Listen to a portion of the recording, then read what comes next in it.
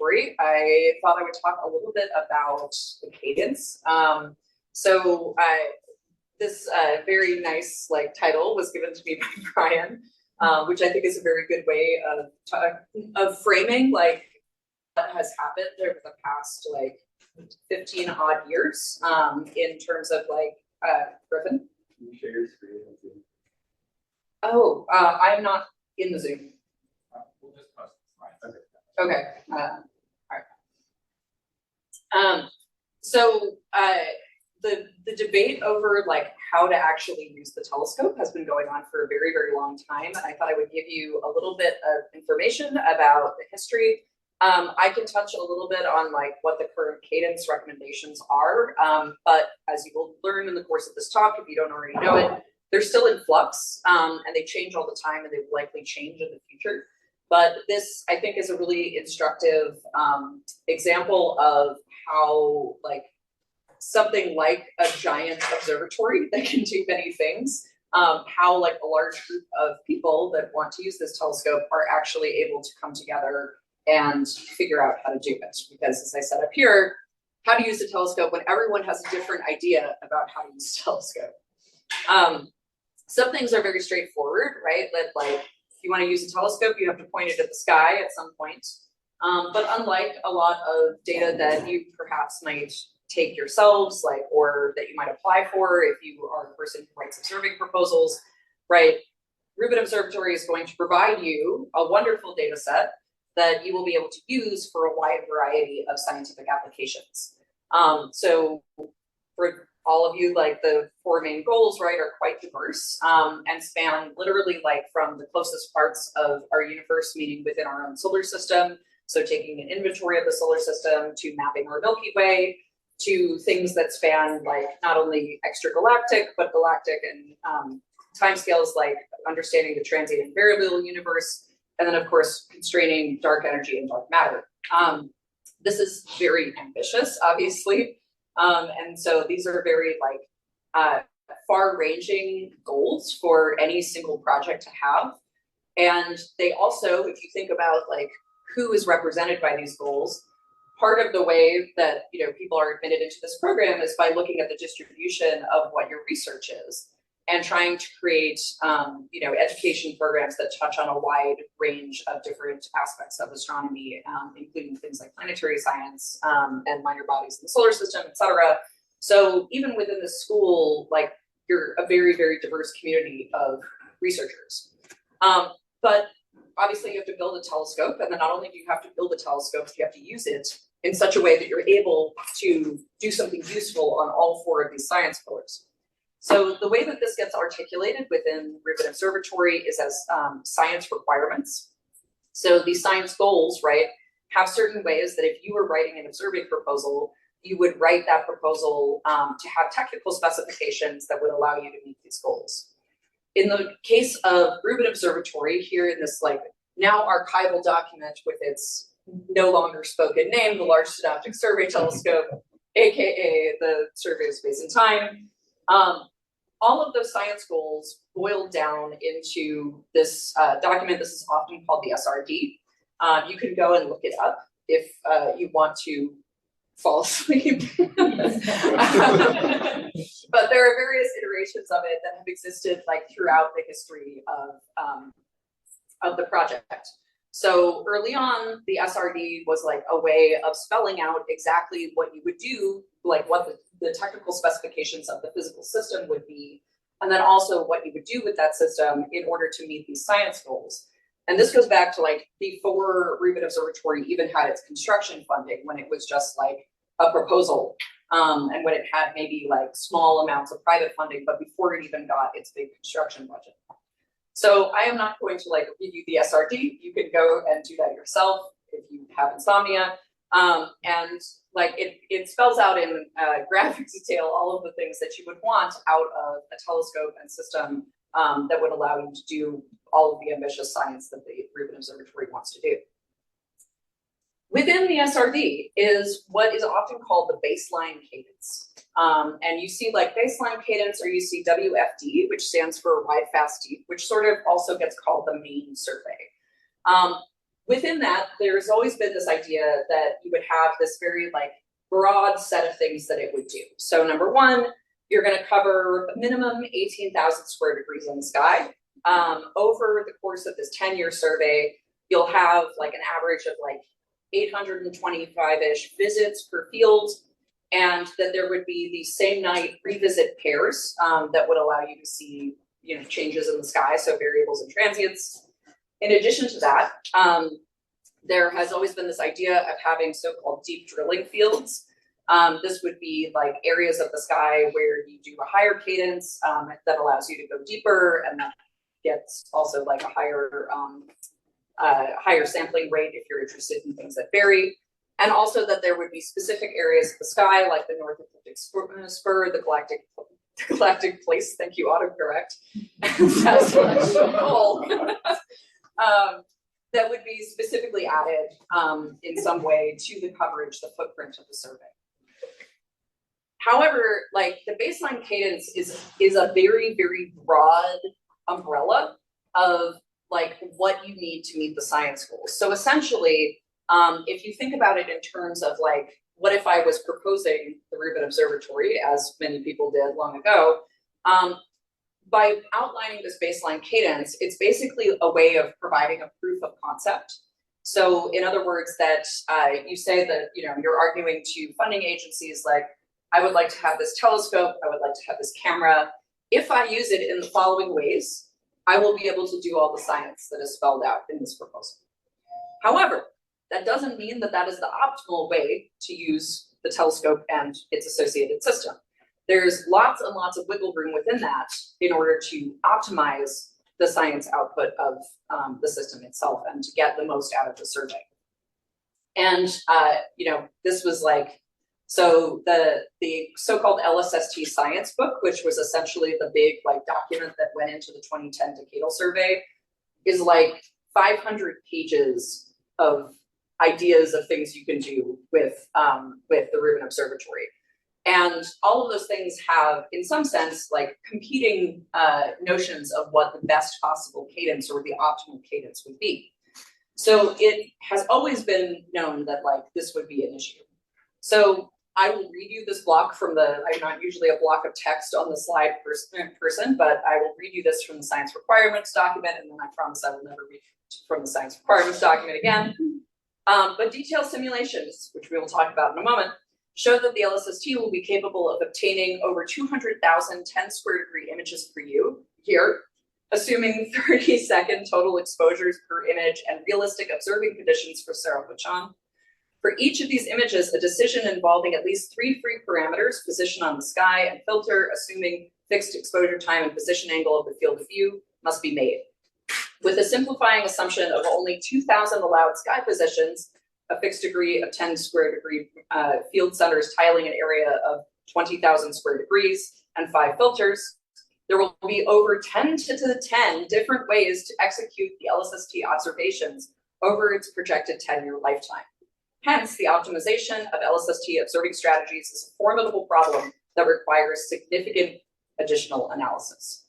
So this is from the most recent draft, but some version of the statement has always existed within like the science requirements document, because it's always been known that this would be something that we would have to figure out eventually. Fortunately, it takes a long time to make something like the Rubin Observatory, which gives you a long time to debate how you're going to use the telescope. Just to give you like a sense of the kinds of questions that you might ask that would affect like survey execution. And some of these are specifically cadence, but some of these are tied into cadence in more subtle ways. So questions you might ask would be like the footprint. What exactly is the area of the main survey? If the requirement is just 18,000 square degrees minimum, like which ones? How you specifically select the footprint affects how you use the telescope. There's the cadence itself, or what is most obviously the cadence, which is how often do you revisit fields? And that's both like intra-night, meaning like within one night, and also inter-night, between different nights of the survey. What distribution of filters do you use? Remembering also that one filter always lives off of the filter wheel, so it's always off the telescope, which means that there has to be swapping of filters at different points in the survey. Colors, like what is the best intranight filter pairs for revisits? And then also like what cadence and footprints should be used for things like the deep drilling fields. You'll also see references to things like mini surveys or micro surveys, or even, God forbid, this morning I saw nano surveys and I was like, it's too many surveys. And then also like you could ask questions like, what about targets of opportunity for gravitational wave events? As an aside, this last question here only exists because of me and Josh Bloom, who is a professor here at Berkeley. Like 10 years ago, nobody would talk about using the Rubin Observatory for gravitational wave follow-up. In fact, a very fancy professor once told me, I was like a near postdoc, and he said this very forcefully, and I was afraid of him, that if I wanted to see the gravitational wave sky in the optical, I should close my eyes. But you know, like time proved him wrong, and I never told him I told you so, but I do think it all the time. So now one of the things that we're talking about with the Rubin Observatory, because it happens to be particularly well matched in field of view and depth for gravitational wave follow-up, is how one folds in like targets of opportunity into that. So I'll talk more about that in a moment. So all of these different goals have like different optimal solutions for what the cadence is. But there is also a lot of overlap and ability to find, I think, compromise. One of the like most consistent challenges has been like bringing the community together and to have these very, very diverse like scientific communities that often like don't really talk to each other. Like I will tell you from my experience, like chairing the transients and variable stars collaboration, like transients people and variable stars people don't talk that often. And they don't have a ton in common either. So even like within a given like science collaboration within the project itself, like this can be quite challenging. Furthermore, like one of the things to consider in choosing a cadence for Rubin Observatory is that 10 years is a really long time. Like God forbid, at the end of 10 years, we haven't learned anything that has caused us to rethink anything we're doing in the survey. The whole point is to learn things that make you rethink other stuff in astronomy, broadly speaking. So one of the requirements is also that the cadence be somewhat flexible, like within limits. So ultimately you still have to meet all of those science requirements because that's very much like what the motivation of the telescope is tied to. But you also want it to be responsive to what we learned from the survey. So that could be things like system performance, and it could also be science, depending on like what we learn over the course of the survey. So, you know, like any piece of like physical infrastructure, right, like telescopes change and like system performance changes. And hopefully, you know, like you do maintenance and things like that that cause like it not to degrade or anything, but it might create changes and you need to be able to respond to that.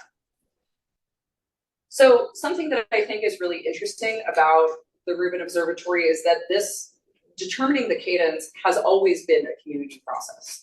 I will refer you, if you want to like read about this in detail beyond what I tell you today, you can read this paper. It also exists in an APJ Supplements Focus issue that I'll tell you about in a second. But this is a paper that outlines the process of how the cadence has been determined with Rubin. It gives you like a history, which I'm going to talk about today, but then also like a lot of very detailed things, including recommendations, or not recommendations, but lessons learned about like what has made it a successful project. So if you go back like many years ago to kind of like, you know, the dinosaur era of Rubin Observatory, when we were all writing this like science book. So that science book that I mentioned went into the Astro 2010 Decadal Survey. That was like a huge success for the Rubin Observatory because it came out as being the top rated like large ground-based facility, which is what allowed it to then get its construction funding and proceed. During this time, there were like discussions of cadence a little bit, but mostly it was sort of like the topic that nobody really wanted to get into too much, because there was a lot of like general anxiety about how we were going to take, like now, you know, like once something gets funding, then you actually have to do it. and then it was like, oh, we're actually gonna have to figure out how to make like the cosmologists and the like transient star people and the like solar system people all happy whatsoever, like together. And I think there was, in general, actually a fair amount of pessimism that some of these like compromises could be resolved. There was like a general sense of foreboding, which I put here, but there were also some productive conversations. So I put up here the PCW being a project and community workshop. During these days, it was called the All Hands, but it's basically a big meeting that happens with Rubin like project employees and then also people from within the community that come together. So this would be people who are not employed by Rubin, but people who are in like the science collaborations, for example. So these days it's called the Project and Community Workshop.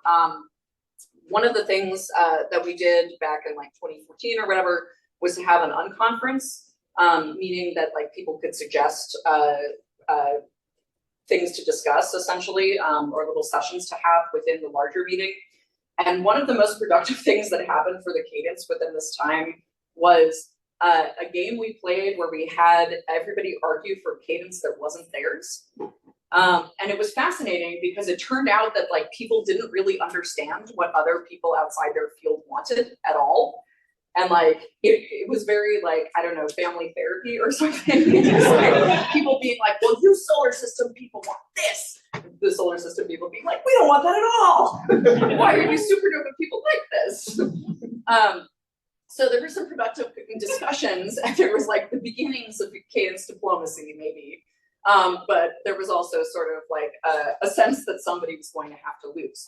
I don't think that that is ultimately where we got to, which is great. And one of the things that came out around this time that has been a significant influence in this whole like art of really the thing that has made not only the art but the science of Cadence diplomacy is some really useful community tools. So there are two in particular. So number one is the operations simulator. This is known as OPSIM in Rubin Observatory speak. And it essentially is simulations that work with the LSST scheduler to generate what you might think of as possible surveys. So the outputs from OPSIM are essentially like databases of 10-year pointing histories. And they fold in things like weather data, seeing, sky brightness information from Serapachon. So they tend to be pretty realistic to the expected observing conditions that Rubin will experience. And so any time like you want to like do the survey in a particular way, generally speaking, if you can make a good argument for it, and we'll talk a little bit about like what a good argument looks like from the point of view of the OPSIM team, like you can create a realization of that survey. And so over the years, there have been many OPSIM runs that are articulations of different ideas about how you would use it. That's great, but then you also have a whole lot of people who have very different ideas about how to use this telescope and what constitutes like a successful Rubin survey, depending on what their science is. And one of the challenges was also to make sort of like the OPSIM runs intercomparable beyond like vibes. So there was a second community tool that was developed called the Metrics Analysis Framework, also known as MAF. So the idea behind MAF was to create a framework in which people could make these metrics that could be calculated in a standardized way for any OPSIM run.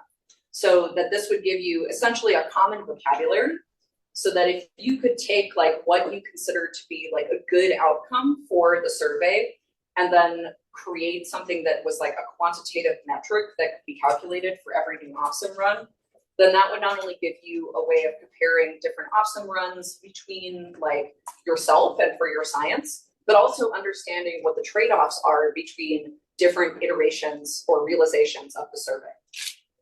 So the MAF metrics were really intended to be developed by the community,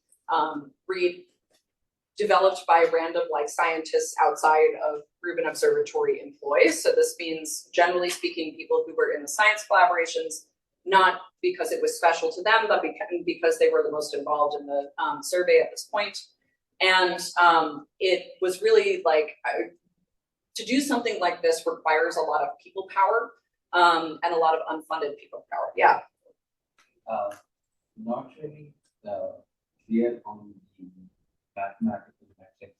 So could you give us an example of something that might have been done by the lab in setting this down? Yeah, I would encourage you to go and look at the GitHub if you want to see what they are in specifics. But off the top of my head, it's been a long time since I looked at math, but off the top of my head, I will say like, so let's say that I care about calculating periodicities for variable stars. I might take the outputs of an OPSIM and then calculate something like what the spacing is between different observations, like, and then like, you know, you could also take that and like mash it up with a simulated light curve and then see if you can, you know, recover like your period of choice. But it could be things like, you know, how many data points do you get, what are the spacings between them, et cetera. Like probably people have better examples than that, but that's off the top of my head. But the idea is to make something that you could actually code, not like I took this OPSIM run and like it looks good to me, right? So this gives you things like image properties, you know, predicted properties of photometric measurements is another example. So the example I gave you was like with light curves, but you could do that for like actual images as well. Yeah. Maybe this is a naive question we're going to cover in the coming slides, but would this not mean that each group could just, you know, democratically vote for which option they have a preference for, and then just kind of see like which simulated observing strategy has the most votes and just go with that? They could do that. That is not ultimately how it is working. But because you would also like, because like different numbers of people work in different areas of science, and like there are different like subcategories of like these science pillars, right? They're very different and involve different numbers of people, which means that if you just did a strict vote on it, that like whoever, you know, was like the biggest animal in the room would eat everybody's lunch, which was a fear that a lot of people had. So I'll talk about like, there's like a standing committee that like takes all of this information and tries to like balance everything, but it's not a straight democratic vote. Okay, so the idea of math was to make it possible for people to cross compare in between different iterations. So around like 2014, 2015, things started to really pick up. There were a bunch of workshops where people were brought together to gather community input and try to synthesize it into something that could be recommendations for future OPSIM runs. The living document that describes a lot of these efforts is something called COSEP, which stands for Community Observing Strategy Evaluation Paper. It is a living document. It's 300 pages long, and it compiles essentially like a mix of ideas and results. So it's organized by science topic, and it's essentially like, I think it was a worthwhile exercise in that it facilitated a lot of collective discussion about the different trade-offs between different choices of cadence. A lot of it was organized around like 10 specific questions that I'm not going to talk about for COSEP because I'll show you examples of questions that were done for the more recent version of this. But with COSEP, like taking that document and then putting it through the SAC, being the Science Advisory Committee, allowed there to be further like community input and then further recommendations to the Rubin construction project, who is like the umbrella under which you have like the OPSIM team working and like who generates essentially these different realizations of the survey. Because remember, for any of this stuff, including something like writing a 300-page living document, and also like generating the OPSIM runs, there are people doing this, right? So like, if you want to like have additional OPSIM runs, there's not just like a crank with like one, well, there kind of is. But you know, they're a person or a team of people who need to have like proper motivation in order to spend their time doing that, because they're also building other things related to the survey. So some of this came with recommendations to the construction project. Number one was this idea of rolling cadence, that you would change the cadence to be like not so uniform over some of the sky. And then that it was particularly useful for things like supernovae, asteroids, short timescale variability, et cetera. And then also there was a recommendation to further optimize the Cadence strategy to look at things like sky coverage, U-band depth in particular, filter pairing, mini surveys, deep drilling fields, etc. Following COSUP, there was another community call. This is going to be a theme for like the next 20 minutes, is community calls for additional Cadence input. So what Rubin requested from the broader community was discussions of science cases and associated like science-driven Cadence suggestions for the mini surveys that, or excuse me, for the main survey that also included these smaller ideas. So TOO strategy suggestions became like a thing around this time. So the idea, obviously changing with response to like scientific discoveries, was that it would actually be beneficial to perhaps use some percentage of the Rubin Observatory observing time in order to look at TOOs. This community process generated like another 173 OPSIM runs from the contributions. And if you want to, so you'll see me occasionally use this PSTN and then a number. This is like an official LSST documentation thing where if you want to look that up, you can look Rubin Observatory LSST and that notation if you want to like see the document in its specifics. I forget what it stands for. It's like project sites technical note or something like that. Anyway, one of the issues that has been persistent since the beginning of NAF is that people have a lot of ideas for how to use the survey, but getting people to sit down and actually code metrics has been very, very challenging because people are generally speaking like working for free on the Rubin Observatory. And so anybody who is going to sit down and do some of this work, like if it's not going to come out in a publication and also it's not compensated in some way, that has been a challenge for getting people to work on it. So one of the things that came out of this was the fact that like we didn't have at the end of this, like we didn't have like quantitative metrics that were actually coded and in the math. There was just ideas for metrics that were in these contributions. So this further caused the Science Advisory Committee to push resources towards the OPSIM team to start actually coding those things up. So that was an important part of like getting more resources directed towards OPSIM to actually make some of those metrics be encoded possible. Within that, like this just breaks down like different topic domains. So like you can see like a lot of the contributions within the 2018 call came from TVS, which is transients of variable stars. Not particularly surprising, but that's a big chunk. Solar system, and then smaller numbers from other groups.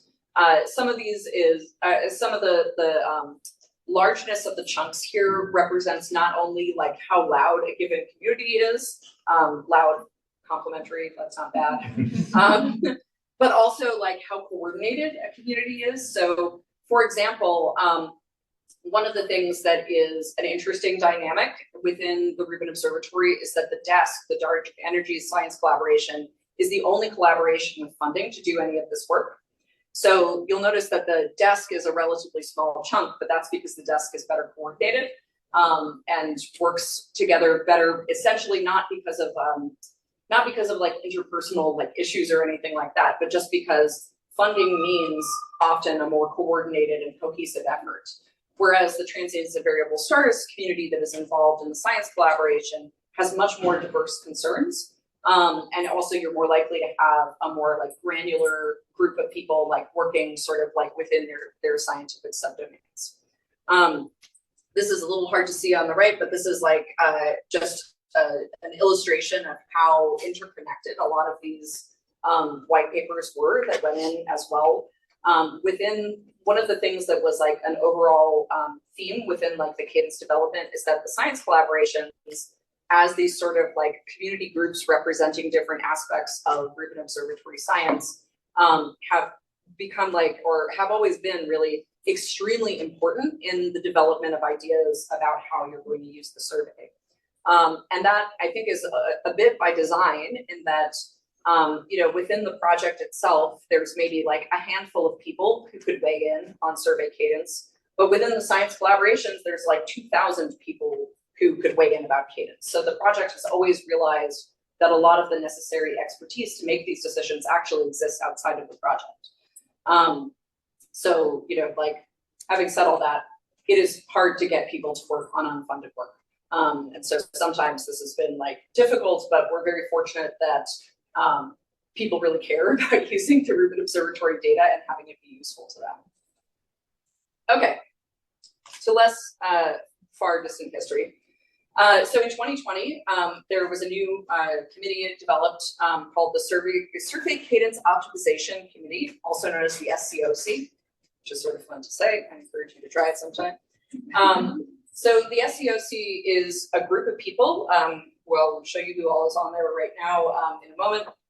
But a group of people with a wide variety of domain expertise who are from outside of the project. So in other words, there are 2 members of the SEOC that are project employees, but the rest of the people who are making these decisions about how to use the telescope are representatives of the community.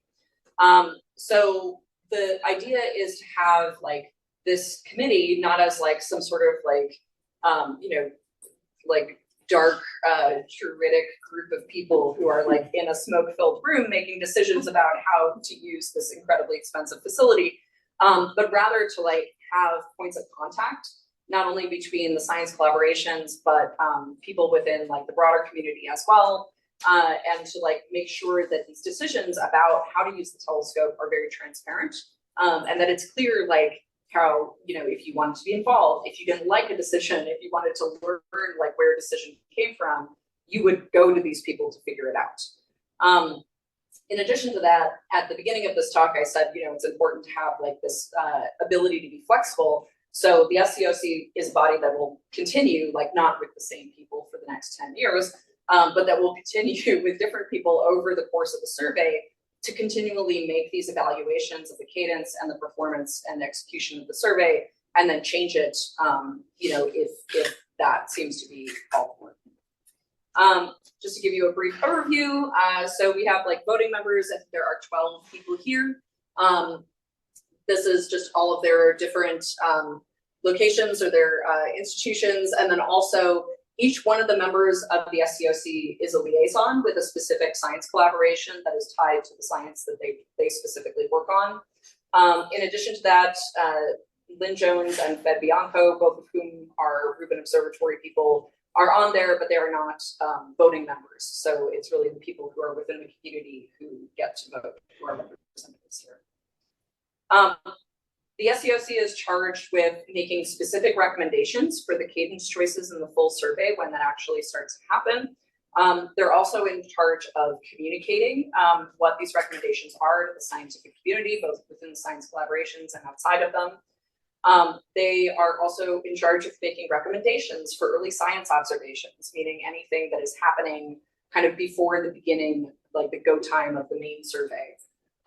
And they're charged with tracking the progress during the survey and making recommendations for changes as knowledge of the system, science, et cetera, evolves. They're busy. They meet at least monthly, which is a lot, I think. Each of them has like the job of communicating, you know, frequently with their science collaboration they are liaison to. They also have monthly office hours. If you want to go to one, there it is. I think the information only says 7 Pacific, but I'm pretty sure that's 7 a.m. Sorry, West Coast. You can also, if you want to sleep in, you can go look at the monthly minutes that are posted on the LSST community forums. In addition, they have annual workshops that are held in November. So within a couple of years ago, there was also a solicitation of yet more community input. The fact is that, like, I mean, I know this is like a lot of white paper writing, but community input has been incredibly effective for learning about how to like actually optimize the use of the survey. So this is something that you will, like, you have not only seen several times in this talk, but you will probably see over the course of the survey as well. The evaluation of these notes started in like 2021 and I think concluded last year with additional recommendations about how to implement them in the new realization of the survey. And I wanted to give you the 7 questions that kind of organized these Cadence notes, so you can get a sense of the kind of level that these questions are being asked at so you know what I mean when I say not vibes. Questions like, are there any science drivers that would strongly argue for or against increasing the wide fasting footprint from 18,000 square degrees to 20,000 square degrees? Note that the resulting number of visits per pointing would drop by about 10%. If available, please mention specific simulated cadences, specific metrics that support your answer, which, if you notice, will be a theme throughout every single one of these, right? And this is partly because there are OPSIM runs, right? Like all of this effort to create these different realizations of the survey, now the expectation is that if you come to the Rubin Observatory with an idea for how to change the cadence, or like something that you feel is like an optimization that you should strongly advocate for, there are ample resources now for you to make a quantitative argument about that. So that, to me, I think is progress, like to move us past like a 300-page document that is like a bunch of people's ideas about how to use the telescope to being able to actually intercompare different realizations is like pretty impressive. You have like the footprint question. This next one is about like observing time and visits for the mini surveys and the deep drilling fields, with the caveat that like the wide fast deep or main survey is always going to be meeting the science requirement document specifications for that is always going to be the like primary goal. There's questions as specific as like, would you argue strongly for or against the idea to change the U-band exposure from 2 15-second snaps to 1 50-second exposure? Again, like all of this is like it made me feel like I was in grad school. I was like, oh, I have to show my work. Different changes in time allocation per band. So would you skew it much more blue and much more red? Again, justify your answer. And then arguments for or against or in favor of specific combinations of filters for these 2 visits in the visit pairs. And then also like there has been recently much more discussion of triplets, the idea that you would have these visit pairs and then a third revisit at some point, either on a different night or the same night. I believe the current iteration is usually on a different night. But this was something that came out of recommendations from the community. And then the last 2 were just like, what would you argue about like the rolling cadence scenario? And then also like dithering patterns.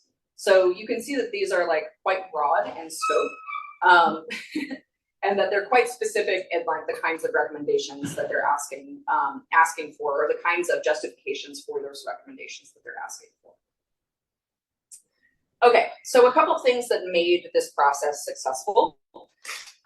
Number 1, absolutely above and beyond the rest, is having these simulated surveys and this open analysis software. So while it has been challenging for, I think, the OPSIM team and the Rubin Observatory team in general to get people to like actually uptake using math, there was a lot of work to, create this framework that allowed people to give quantifiable like ideas and then like measure very, very diverse ideas about how to use the survey, right?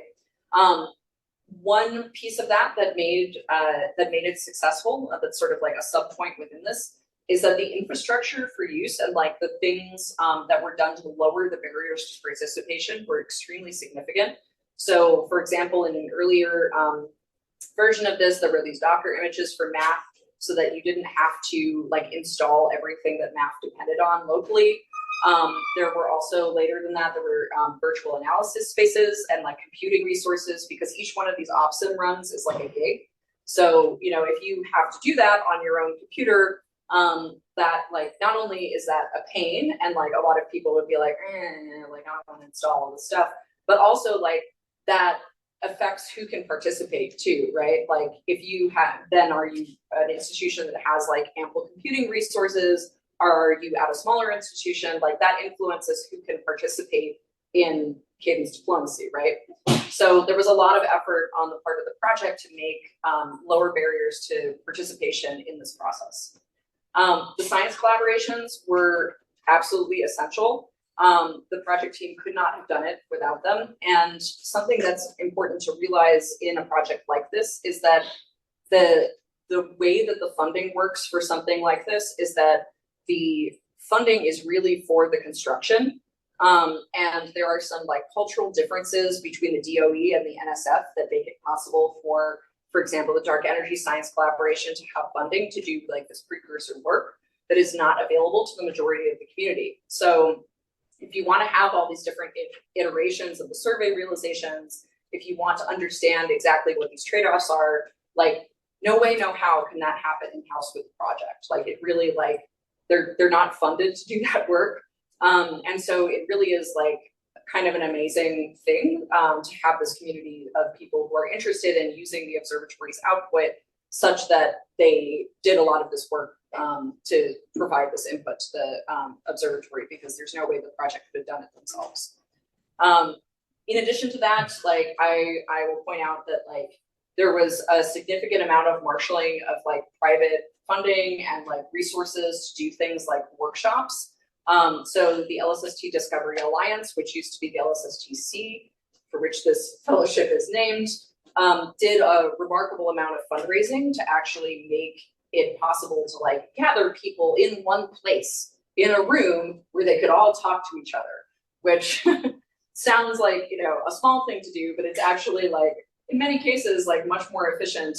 And many of the those resources I'll also point out are now virtual or hybrid participation. So there was actually just recently in January, there was a cadence optimization workshop that had hybrid participation as well.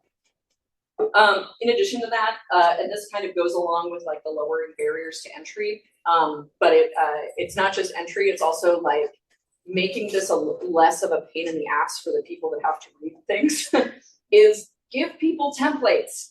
So anytime there was one of these calls that went out, you don't like leave it to everybody to like roll their own on like what information they're going to give you. So the templates that went out were like, you know, like those like 7 questions of the 10 questions that happened with COSEP, that's like a form of template. Like here are some specific things we want answers to. Here's a page limit, you wordy astronomers. And like, here is what a response that we would like to read looks like, right? And this like makes perfect sense, but it might not be something that one would think of off the top of your head, that like, if you're on the receiving end of a bunch of different stuff, like there's a reason observing proposals have a template. It's hard to take in all of that information. And so by providing people essentially guidelines and like, you know, you can also almost think of it as like a fill in the blank sort of a thing. It helps the information that you receive from these calls become more digestible and actually useful if you have limited people power to actually process and understand what they say. In addition to that, like constant communication, there's so much effort on the part of the project that goes to like communication and trying to make sure that every aspect of this project like knows what the other, you know, tentacle is doing. And if you're ever interested in anything, and I've said this in talks before, but if you're ever interested in anything that is happening in the Rubin Observatory, it's probably on their YouTube channel. Like you can go and look at any of these like cadence optimization workshops that just happened. Like that stuff is on the YouTube channel. If the project organizes it, it's probably on the YouTube channel. There's probably a talk about something that you're interested in. So, you know, this is like not just making those things available, but also like facilitating the ability of people to talk to the science collaborations and also using the community forum, which has a lot of like cadence discussions if you're interested in seeing what people have asked or talked about in the past. So also like broad community input has been like a huge part of this. Like it is essentially the whole process is how to like corral what the scientific community knows. So if you look at like the institution types or like the geographical spread within the science collaborations, it's really pretty broad. In addition, there's been significant effort, particularly more recently, to make it possible to publish some of this stuff. So, you know, I put up there like people need to be like compensated, right? If you're not going to actually be paid for this work, then a significant motivator for doing it is to be able to publish something and to like have another thing that you can put on your publication list. So like one of the things that happened recently, which I'll show you momentarily, is that there's this AppJ supplements like focus issue that is actually still accepting submissions. But if you want to write a paper that is about like Cadence implementation in the survey, you can do that and you will like publish it in an AppJ supplement and it is a publication. So this has been like a significant way of creating channels to reward people for work that is otherwise uncompensated. So just a little bit, I'm not going to go into like specifically what the Cadence is just because it's changed a lot. It will change again. And I see Brian is like doing jazz hands at me in the back. But suffice it to say, you can see that like there has been changes in the footprint over time. I will give these slides to Brian so that we can post them on the GitHub if you're interested in seeing it. But there's been a lot of evolution and this has been entirely driven by the community. Tons and tons of different changes. This is the AppJ supplements focus issue. So there have been like 18 papers published so far with something like 160 plus authors. Not every paper, but overall. If you want to submit something, like you have an idea about how to realize the survey and you want to make an argument for that, or you want to see what is there, like this is an open access issue, so you can go and read all these papers for free. The submissions for this are on a rolling basis. So like you can submit this like up until the final survey strategy gets decided. And then when that final survey strategy gets decided, that will be like, I want to say like it's shrined in a final paper that will go into this issue and then submissions will be closed. This is just what the Cadence looks like now. And I'll finish by showing you a timeline. There's like so many things happening within like the SEOC. There's these task forces.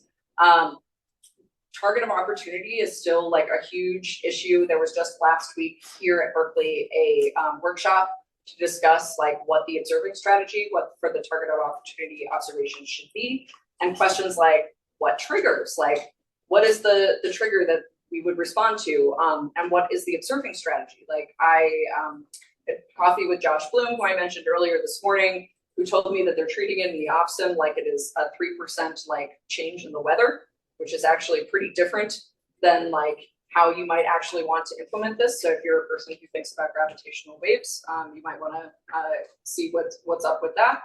But this will also evolve as well over time, because what we're looking for, right, is a more specific idea about how to implement the survey. I will just show you the timeline and then we'll stop. So currently the survey start is in like early half of 2025. You can kind of see like related activities that are happening here. So like the current status is that we're at this version 3.2 baseline. You could go and read all about it if you would like to. By the end of last year, there was the idea to have like more reports come out of the SEOC about the Milky Way and like uniformity. Right now, there's a lot of work happening on the deep drilling fields report. And then the TOO workshop is about where we are right now. So they're hoping to receive the recommendation for that sometime soon. And then all of the additional work and these open questions that are happening around like early science, commissioning updates, et cetera, are happening towards the rest of the year. And then at some point we will actually have like the ability to look at issues like filter swapping and actually understand like what the system is like on Sky, at which point you will be able to make even more changes and recommendations to the implementation of the survey. So that is how you get an entire astronomical community that is distributed out the world to agree with each other on how to use a very fancy telescope. If you are interested in becoming involved in any of this, feel free to message me on Slack or just ask me after the talk.